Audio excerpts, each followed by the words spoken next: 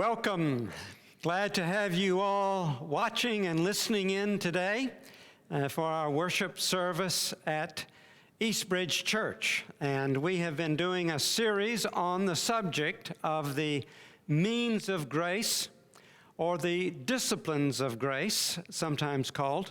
And today we're going to be looking at service and giving as a means of grace. It is both a measure of grace and a means of grace. We'll see that as we go along. We're going to be looking at a classic passage on the subject from Matthew's Gospel, chapter 20, verses 20 through 28. You may want to turn in your copy of the scriptures there, but the words will also appear on the screen. Beginning with verse 20 of Matthew's Gospel, chapter 20, let us give our attention to God's most holy and infallible word. Then the mother of the sons of Zebedee came up to him with her sons, and kneeling before him, she asked him for something. And he said to her, "What do you want?" She said to him, "Say that these two sons of mine are to sit one at your right hand and one at your left in your kingdom." Jesus answered, "You do not know what you are asking. Are you able to drink the cup that I am to drink?" They said to him, "We are able." He said to them, "You will drink my cup. But to sit at my right hand and at my left is not mine to grant, but it is for those for whom it has been prepared by my Father." And when the 10 heard it, they were indignant at the two brothers. But Jesus called them to him and said, "You know that the rulers of the Gentiles lord it over them, and their great ones exercise authority over them. It shall not be so among you. But whoever would be great among you must be your servant. And whoever would be first among you must be your slave, even as the Son of Man came not to be served, but to serve, and to give his life as a ransom for many." The story goes that toward the end of his life, Albert Einstein removed two portraits that were on the wall in his home. One was a famous portrait of the great English physicist Sir Isaac Newton. The other was of another British, Scottish extraction actually, man by the name of James Clerk Maxwell. You may not have heard of him, but he was one of the greatest mathematicians and physicists in the history of science. So he had these two pictures on his wall, and he removed them, and he replaced them with portraits of Gandhi and Albert Schweitzer. He explained that it was time to replace the image of success with the image of service. You know, part of our native selfishness due to our sin is a desire for status that requires no service. We seem to possess innately, natively, a drive to give as little as possible and to get as much as possible. We have this passion to be glorified rather than to give glory to the only one truly deserving of it. And it is for this reason that we need to serve. We need to give. It is a form of spiritual, emotional, social, and relational therapy, without which we will spiral into all kinds of devastating dysfunction. Now, in this particular passage, as Jesus addresses this subject of the discipline of service and giving. Someone has described it as downward mobility. You will notice that we first see the self-serving attitude of these would-be sovereigns.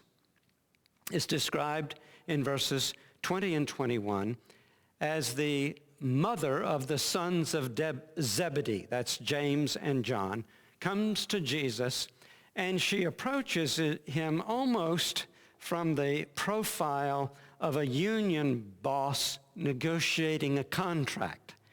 She comes first humbly, she bows, but then she presses her point strongly, asking that one of her sons be on Jesus' right and one on his left when he comes into his kingdom. And I want you to notice the very first word in verse 20, then. That's an important word because it speaks of the timing of this conversation that makes it particularly poignant and painful. Jesus is on his way to Jerusalem. He's on his way to be brutally murdered by the religious leaders in cooperation with the civil leaders of Palestine. And for the third time in verses 17 through 19, the verses right before our passage, Jesus predicts in exquisite detail what he will experience in Jerusalem.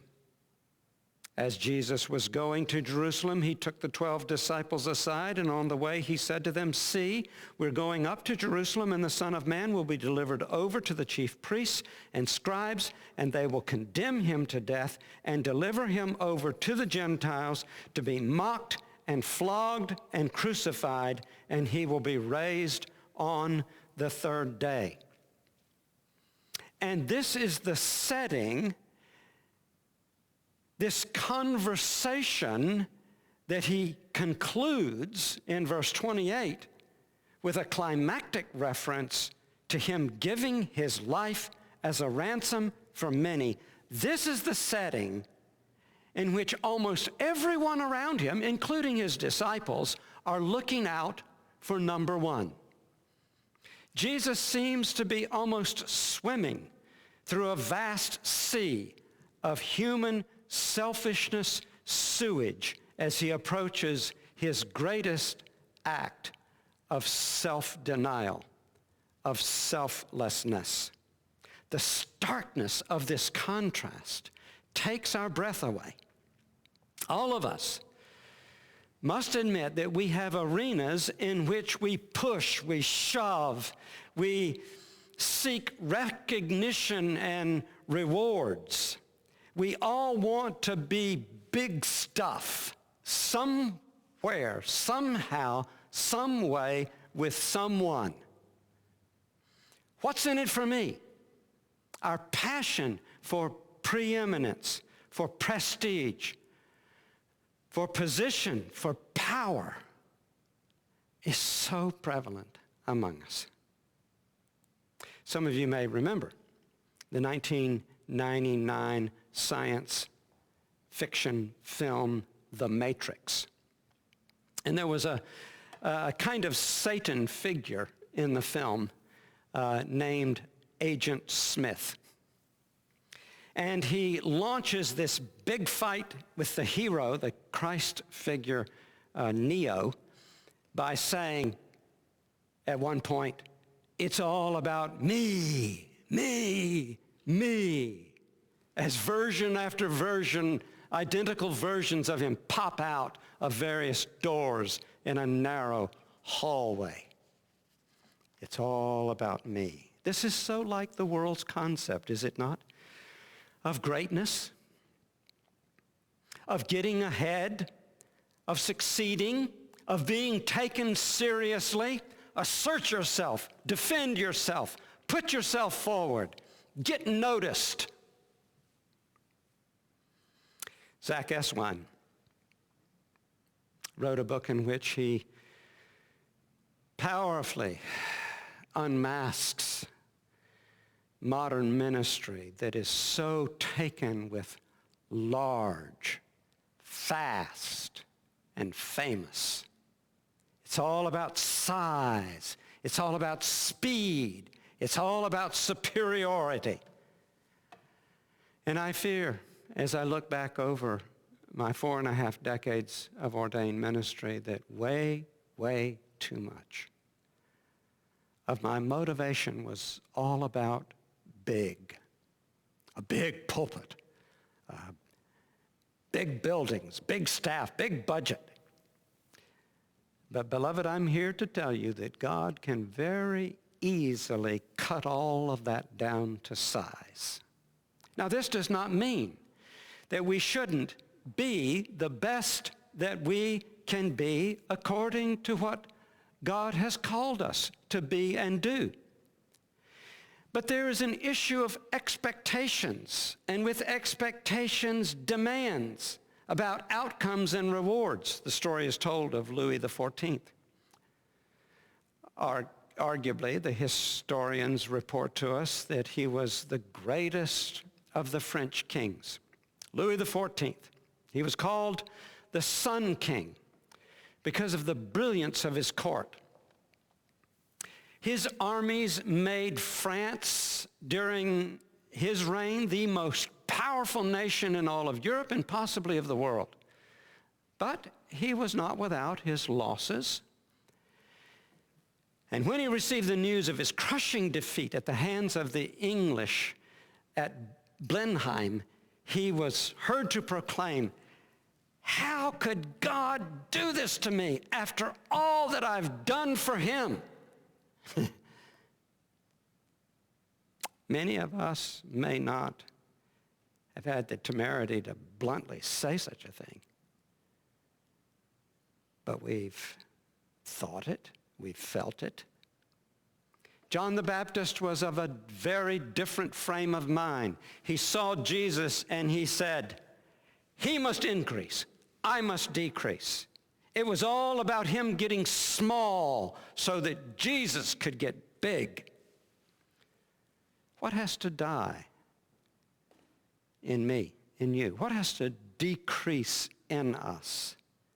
What has to shrink in our lives so that Jesus can loom large?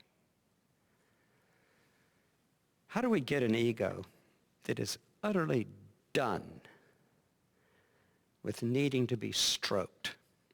Well, there's our first point. We see this self-serving attitude of these would-be sovereigns, and it provides for us a dark, stark backdrop to what Jesus says here. Beginning with verse 22 and 23, we see the sacrifice required of true servants, of true greatness, of true leadership. He answered, "You do not know what you are asking. Are you able to drink the cup that I am to drink?" "Yeah, we're up to it," they said. "We're able." He said to them, "Well, you will drink my cup, but to sit at my right and my left is not mine to grant, but it is for those for whom it has been prepared by my Father." Jesus said, "Okay, so you want to be big. Here's how you be big. Be small. You want to be a sovereign? Here's how. Serve." Which we're going to see means die.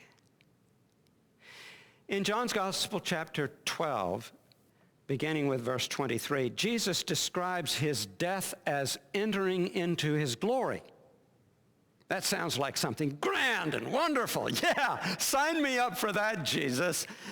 Enter into your glory and take me with you. And then the very next thing that he says is it's going to be like this: a seed of wheat that falls into the ground and dies so that it can sprout and grow and flourish and bear fruit. And it won't bear fruit unless it dies. This was obviously a prophecy of how he would be glorified through his death, through resurrection. And for us, if we are called to follow him, you may remember he said, take up your cross and follow me. So that in some form or fashion or another, his program of resurrection through death will be lived out in our lives as well, if we truly follow him. I must tell you that not all but much of my death program was the painful destruction of my success idol. If Jesus' death is a paradigm of our deaths, it's going to hurt. It's not pleasant. It's not painless. But Jesus says it's the only way to resurrection life. It's the only way to flourish. It's the only way to grow. In this series, we're talking about the means of grace, the means of growth.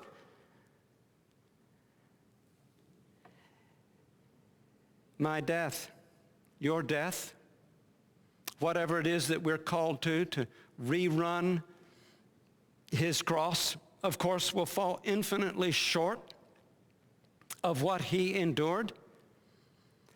But in some way, shape, or form, it still leaves us feeling like a corpse. But that's the only way to produce fruit, to fall into the ground and to die.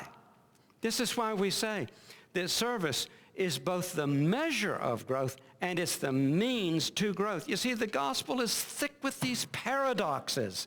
The way to gain is to lose. The way to succeed is to fail. The way to be first is to be last. The way to be strong is to be weak. The way to be rich is to be poor. The way to live is to die. The way to go up is to go down. The way to be in charge is to be a slave. Even the way to be wise is to be a fool for Jesus' sake, says the Apostle Paul. We can't be a disciple of Jesus Christ without going through this process of glory death. That's why Jesus said the servant is not greater than his master. He's saying,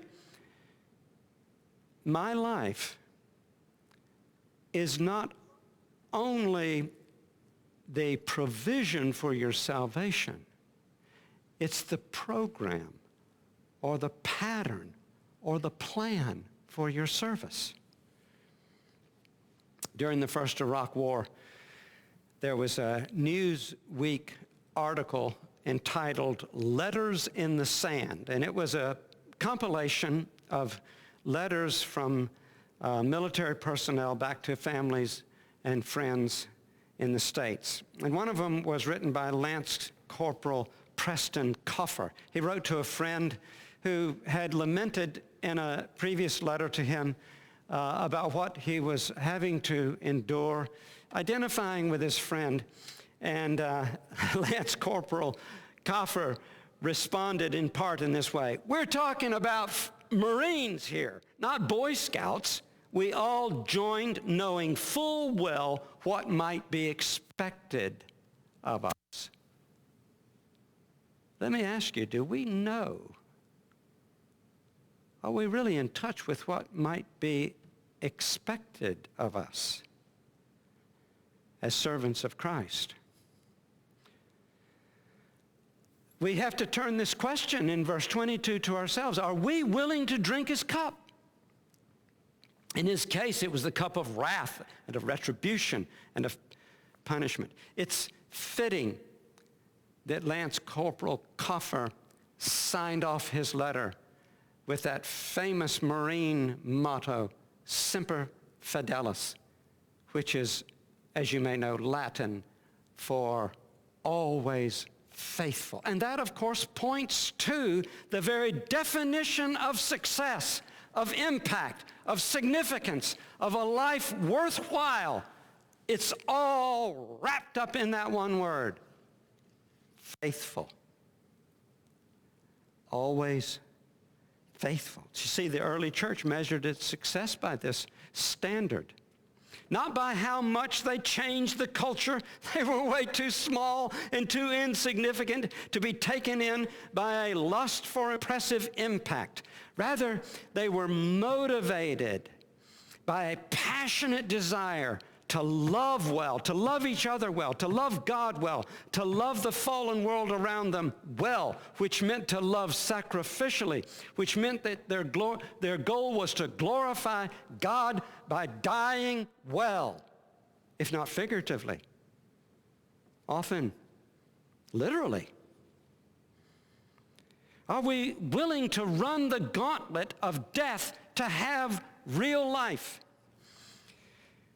As we said, God in the gospel provides for me.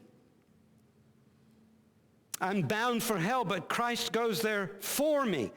I'm dirt poor spiritually, but he makes me incalculably rich as a joint heir with Christ.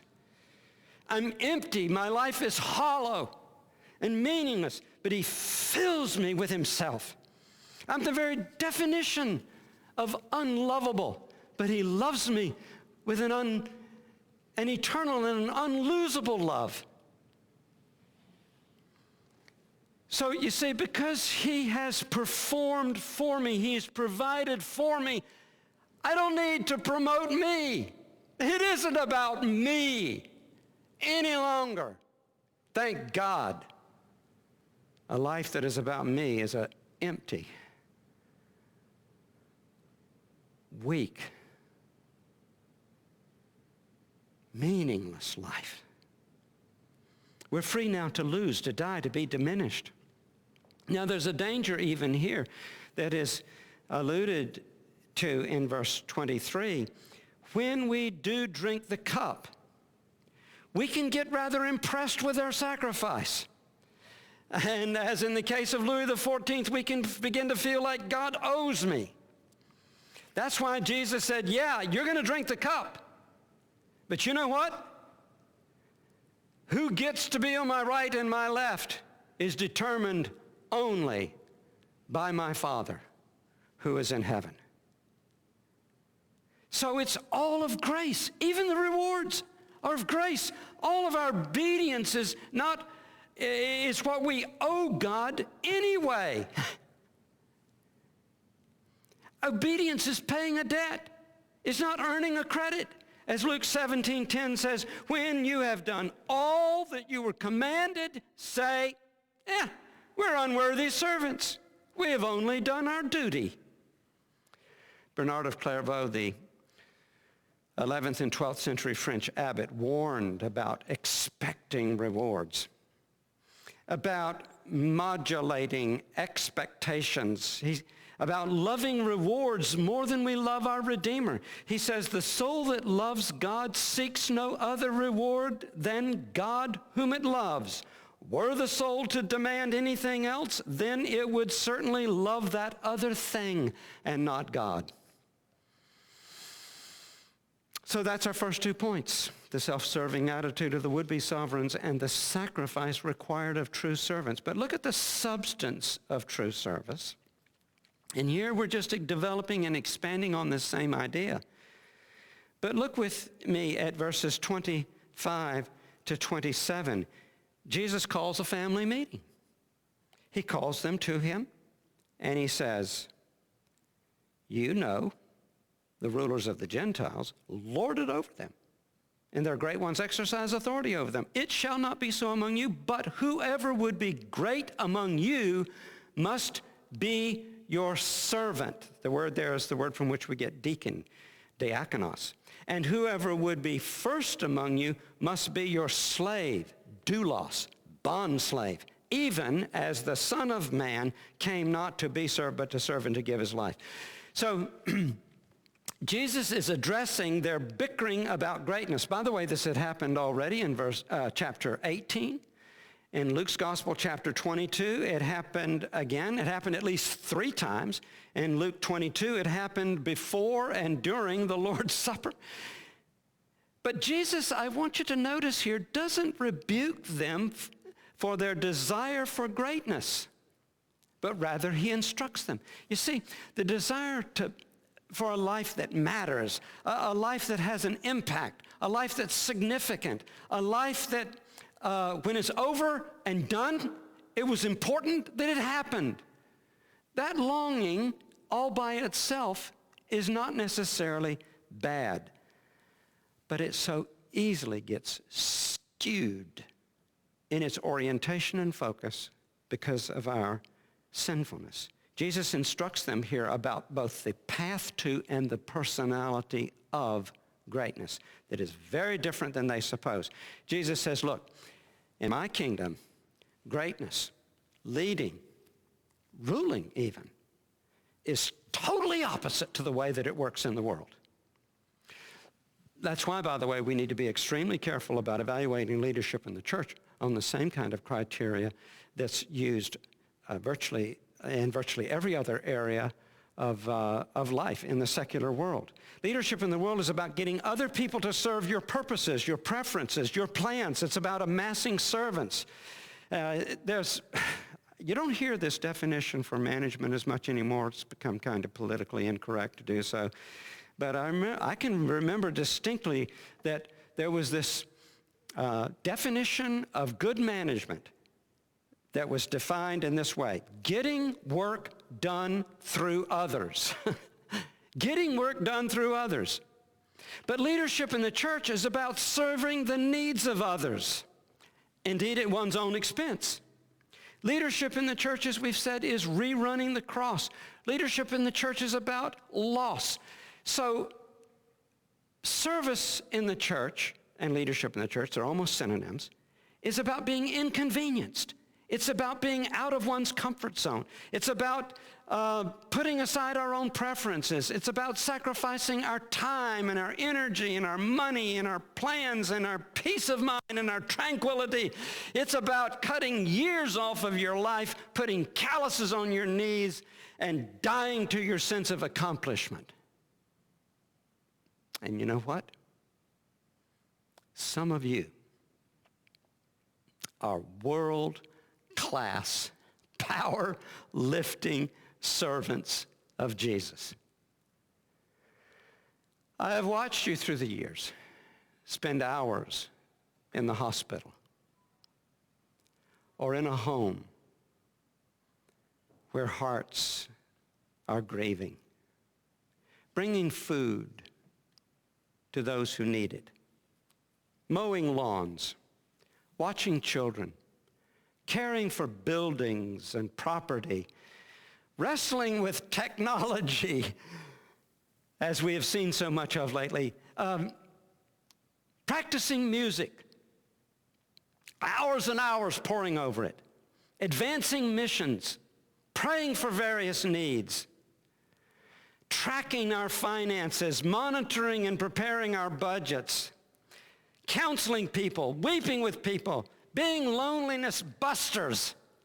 Church, you are servants of the high King of heaven. I commend you for that. Now, I'm not saying neither you nor I, any of us or all of us put together, have yet attained into our potential as servants.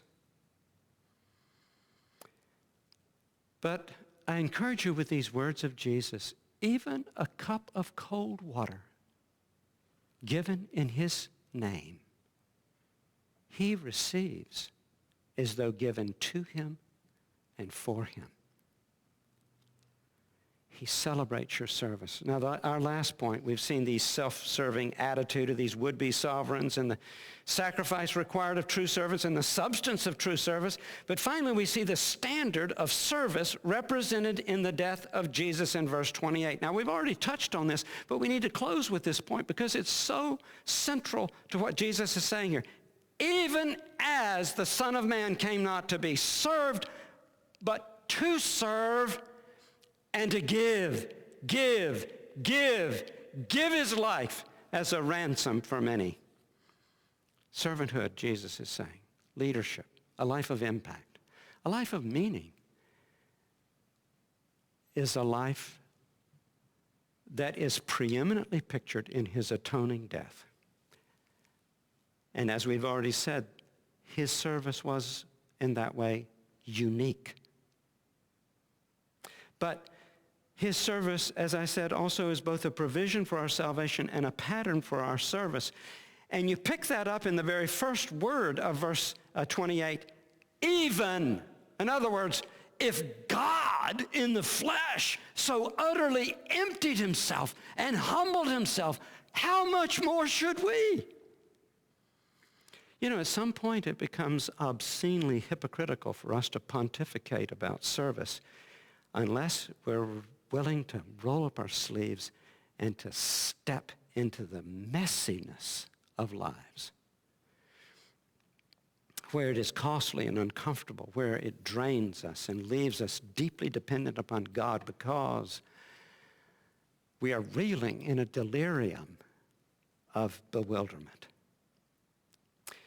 In verse 26, as I said, that word, therefore, servant, is the word diakonos. Dia meaning through. Konos meaning the dust or the dirt. Service means to go through the dirt. To persist in doing things when it's awkward, bothersome, difficult. All ministry is messy because we're all messy. It's not an exact science, it's an exacting art. But it's worth it. It's so worth it. The writer of the book of Hebrews said of Jesus' service on the cross, for the joy that was set before him, he endured the cross, despising the shame, and is set at the right hand of God. One time I was commending one of you for your service to a certain individual with great needs. And you said to me, I wrote it down verbatim, I'm experiencing great joy in serving the named person. Great joy. And I don't think this person was speaking in some sort of insincere nobility because it sounds pious. I think this person was genuinely having recreation and service.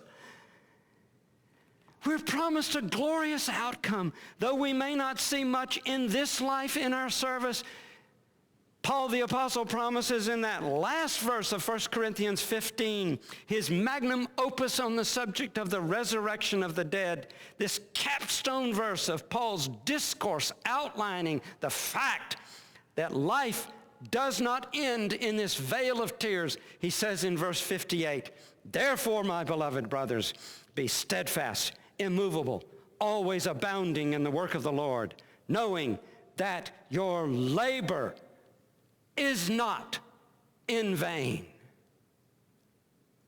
Amen. Let's pray. Lord Jesus, we gaze upon that wondrous cross on which you, the monarch of glory, died. It is set against the dark and despicable backdrop of our selfishness and pride. And so we're struck speechless with both contrition and gratitude. We see from your head, your hands, your feet, and your side that sorrow and love that flowed mingled down. And that love beckons us now to come and die, finding that only then do we truly live. Oh, make us your delighted captives and your devoted servants, both now and forever. Amen.